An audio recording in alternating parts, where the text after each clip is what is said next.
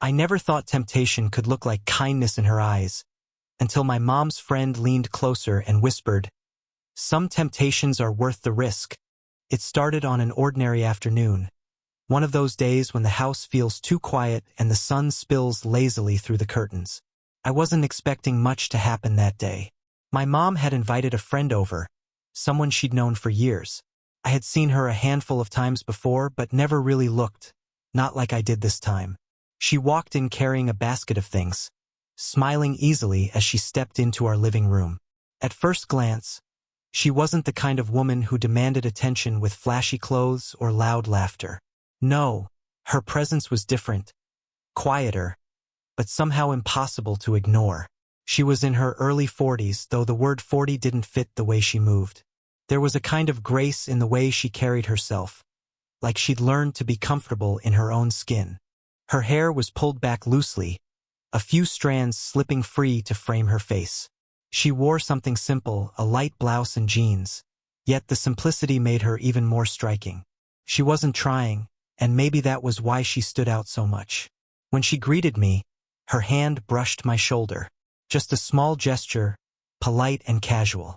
But it left me oddly aware of how close she'd been, how her perfume lingered after she passed, soft, warm, with a note I couldn't quite name, only that it made me want to breathe in a little deeper. I watched her laugh with my mom as they carried things into the kitchen, her laughter drifting through the house like sunlight slipping through blinds. I wasn't just noticing her beauty, though it was impossible to ignore the way her eyes caught the light. It was the way she seemed so alive. There was a spark in her that I hadn't seen in people my own age. Something layered, something hidden. Later, when she sat down with us for tea, I caught myself studying the little details. The way she tucked her hair behind her ear when she leaned forward, the way her hands moved gracefully as she spoke, the slight tilt of her head when she listened. Every gesture seemed deliberate, though I knew it wasn't. It was simply her. I felt a strange mix of curiosity and hesitation. She was my mom's friend. That fact alone should have been enough to keep my thoughts in check.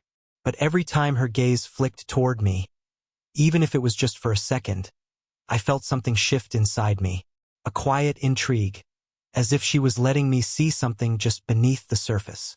That afternoon, I realized she wasn't just another one of my mom's friends. She was different, not because she was older, not because she carried herself with elegance, but because for the first time in a long while, someone made me notice the world in sharper detail. The sound of laughter, the warmth of a touch, the silence between words.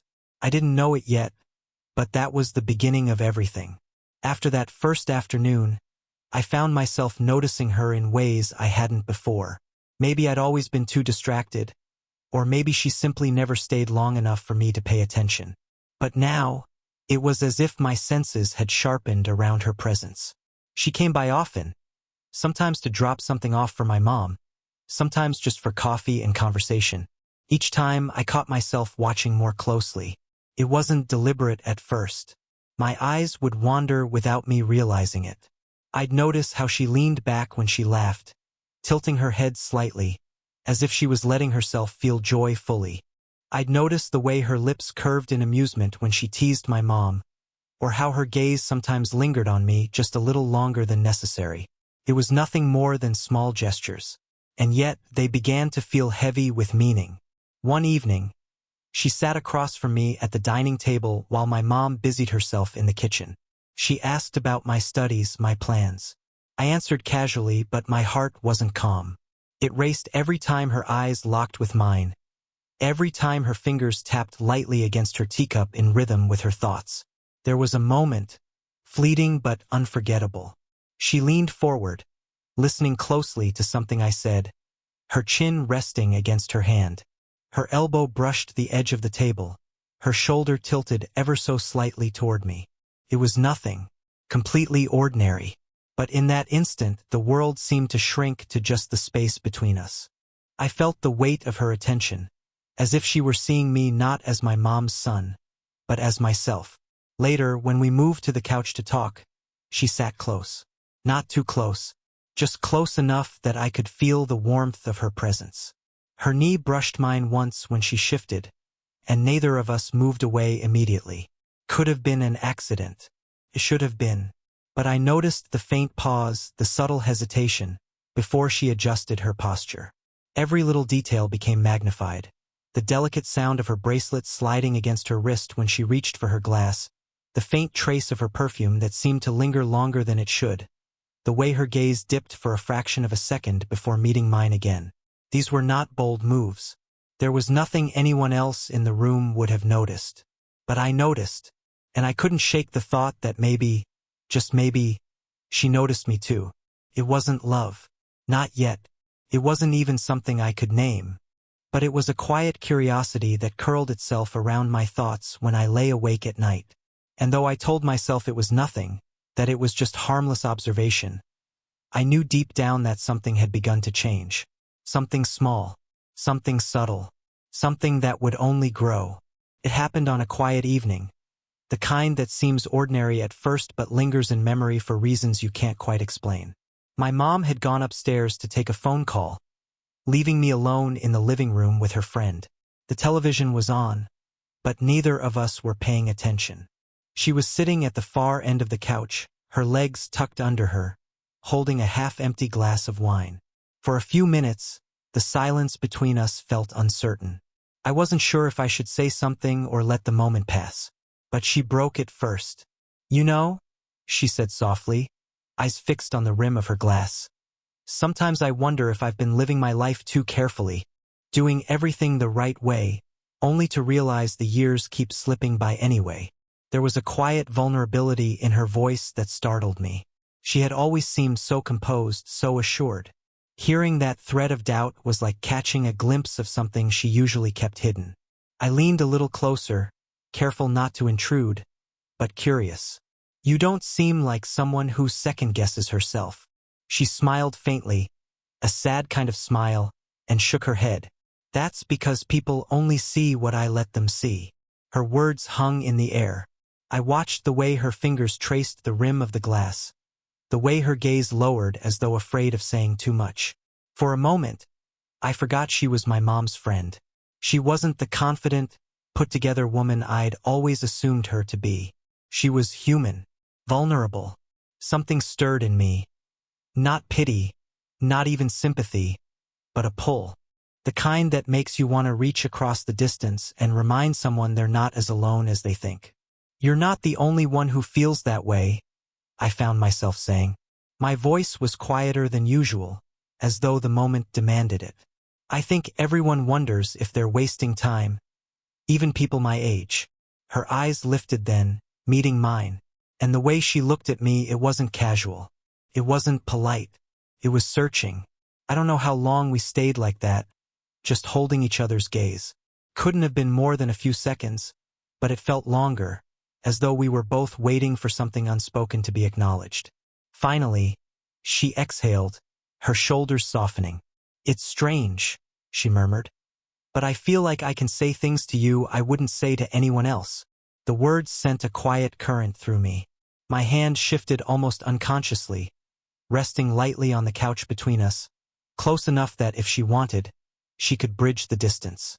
She didn't, but she didn't pull back either. And in that small, suspended moment, something shifted. She was no longer just my mom's friend. She was a woman letting me see her unguarded. And I knew, deep down, that the space between us would never feel the same again. It was late one evening when the line between us began to blur. My mom had gone to bed earlier than usual, leaving the two of us alone in the quiet house. She had offered to help clean up after dinner, and I found myself beside her in the kitchen, rinsing glasses while she dried them with a towel. At first, it was just ordinary conversation, light, easy. But with each passing moment, the silence between words seemed to carry more weight. I noticed the way her shoulder brushed mine when we moved at the sink, how she didn't step away quickly, how her laughter came softer when it was only meant for me. When the last glass was put away, she leaned against the counter, arms folded loosely, her head tilted as she looked at me. There was something different in her eyes that night, a warmth, but also a kind of warning. "You've grown up," she said simply. Her voice was calm, but it carried an undertone I couldn't quite place. I gave a nervous smile. I guess that happens. She shook her head faintly, studying me with a softness that made my chest tighten. No, I don't think I ever really noticed before. But you're not a kid anymore. The words settled between us, heavier than I expected. For a moment, neither of us moved. The faint hum of the refrigerator filled the silence. I could feel my heartbeat pressing against my ribs, as though my body understood something my mind wasn't ready to admit. Later, when she gathered her things to leave, I offered to walk her out to her car. The night air was cool, carrying the faint scent of jasmine from the garden. The driveway was lit only by the porch light, casting long shadows that overlapped as we stood side by side. She fumbled briefly with her keys, then paused, turning toward me. You know, you don't have to walk me out every time. I know, I replied quietly. But I want to. That made her smile. A small, almost reluctant smile. And then she just looked at me. It wasn't the casual glance of polite conversation. It was steady, unhurried, as though she was searching for something in my face. My breath caught. There was an ache in the silence, a pull neither of us named. Finally, she broke the moment with a soft exhale, shaking her head as if to clear it. You make it very hard to forget how young you are, she murmured. The words could have been a wall, but the way she said them, it sounded less like rejection and more like confession. Her hand brushed my arm briefly as she said goodnight. Just a touch, fleeting, ordinary. But it left a warmth that followed me back inside, echoing louder than any words.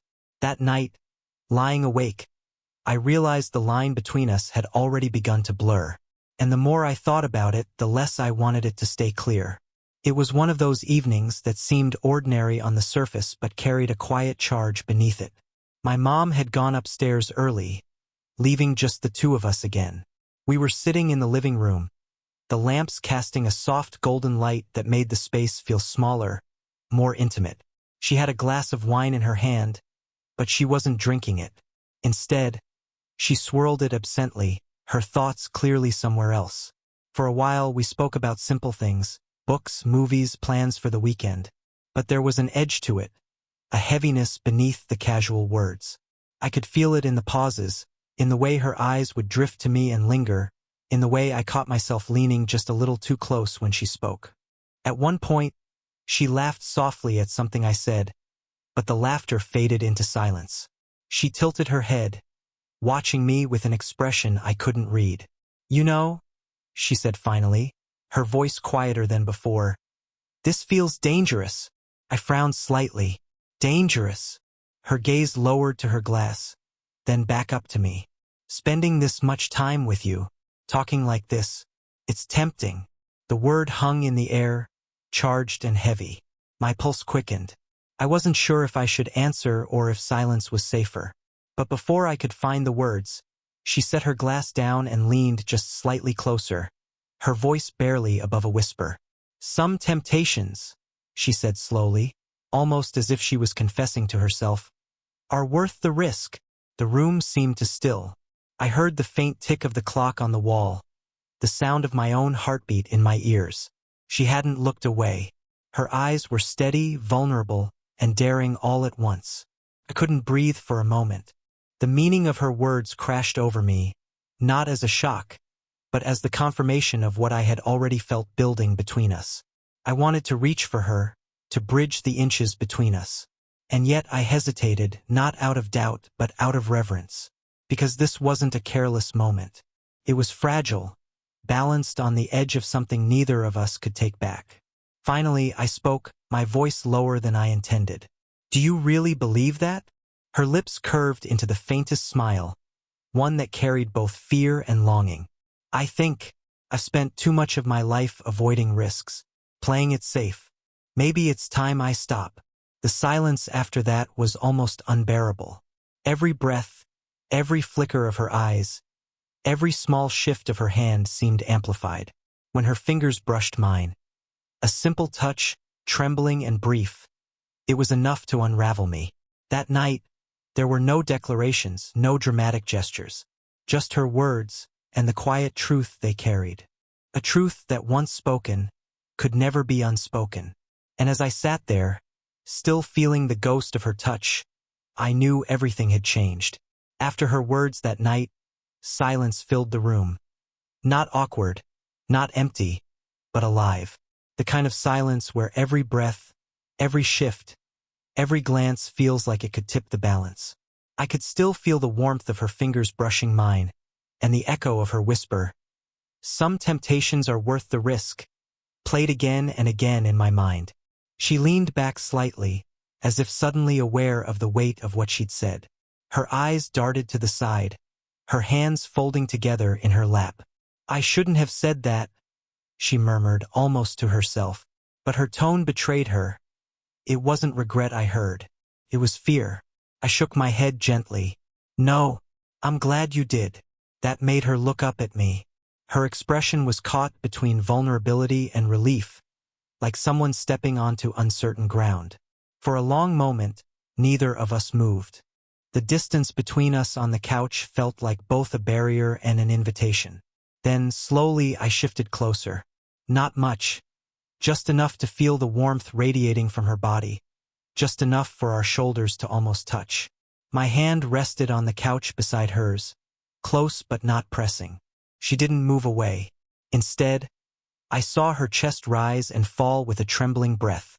Finally, I spoke, my voice low. "You're not alone in this." Her lips parted slightly, as if she wanted to respond, but no words came. Instead, she reached for me in the simplest way possible. She leaned into me. Her shoulder brushed mine. Her head tilted until it rested lightly against my shoulder. The weight of her touch was subtle, yet it sent a rush of warmth through me that words could never capture. I let my arm lift slowly, giving her the choice to lean closer if she wanted. And she did. She folded into me in a way that was soft, hesitant, but also trusting. My arm wrapped gently around her, and for the first time we allowed ourselves the closeness we'd both been holding back from. It wasn't dramatic. It wasn't rushed. It was a quiet surrender. Her hand rested against my chest, her fingers curling just slightly into the fabric of my shirt, as if grounding herself. I felt her exhale, long and shaky, against my collarbone. "I haven't let anyone hold me like this in a long time," she whispered. The honesty in her voice cut through me. Tender, fragile, and real. I pressed my cheek lightly against her hair, closing my eyes for a moment. "Then I'm glad it's me," I said softly. We stayed like that, in the stillness, letting the closeness speak for us. At one point, I turned slightly, and her face lifted just enough that our lips almost brushed. Almost. For a suspended second, I thought she might close the distance. But instead, she gave a small, wistful smile and let her head fall back against my shoulder. It was enough. More than enough. Because that night wasn't about crossing boundaries recklessly. It was about acknowledging what was real, with tenderness, with restraint, with the unspoken promise that this was only the beginning. And as I held her, I knew I never wanted to let go. The next morning, everything looked the same. Sunlight filtered through the curtains. The soft clatter of dishes came from the kitchen where my mom was moving about, and the ordinary rhythm of the house continued. But inside me, nothing was the same. The memory of the night before stayed with me like an echo. The feel of her head on my shoulder, the warmth of her hand against my chest, the way she had whispered truths she probably hadn't intended to share. I couldn't shake it, and I didn't want to. Later that day, I found her outside in the garden, kneeling to trim a few of my mom's plants while she waited for the kettle to boil. The sight of her there, hair tied loosely, sunlight brushing her face, made my chest tighten. She looked so natural, so unguarded, and yet I knew her thoughts were anything but calm. I walked toward her slowly, unsure how to begin. She glanced up as I approached, her expression softening, though there was hesitation in her eyes. "We should talk," she said quietly, even before I could speak. I nodded, sitting down on the low stone wall beside her. For a moment we didn't say anything, just the sound of birds in the trees, the faint breeze shifting the leaves. Finally, she sighed and set her clippers aside. "Last night, I don't regret it, but I also don't know what it means. I've built my whole life around being careful. responsible. And then you, she paused, her gaze finding mine. You make me forget the rules. Her honesty struck me. She wasn't hiding, wasn't pretending. She was giving me the truth, even if it was messy. I leaned forward, resting my elbows on my knees. Maybe forgetting the rules isn't such a bad thing. At least, not if it feels right. Her lips curved into a small, uncertain smile. And what about what people would say? Your mom, my friends. Everyone would think I've lost my mind. I shook my head gently. They don't get a say in what makes us feel alive. She looked at me then with a kind of searching intensity, as though weighing my words against the risks she'd carried for so long. And then, slowly, she reached for my hand. Her fingers slid into mine, tentative at first, then firmer, as if she'd made a choice in that moment. I squeezed her hand lightly, my thumb tracing over her skin in reassurance. You know this might not be easy, she whispered. I don't need easy, I said softly. I just need honest. She drew in a steadying breath, then leaned into me, resting her head against my shoulder just as she had the night before. But this time it felt different. It wasn't hesitation. It was acceptance. We didn't make promises of forever. We didn't sketch out a future or define what we were. But as we sat there, side by side, her hand warm in mine, it was enough to know that we had chosen to step forward together. Uncertain, yes, but real.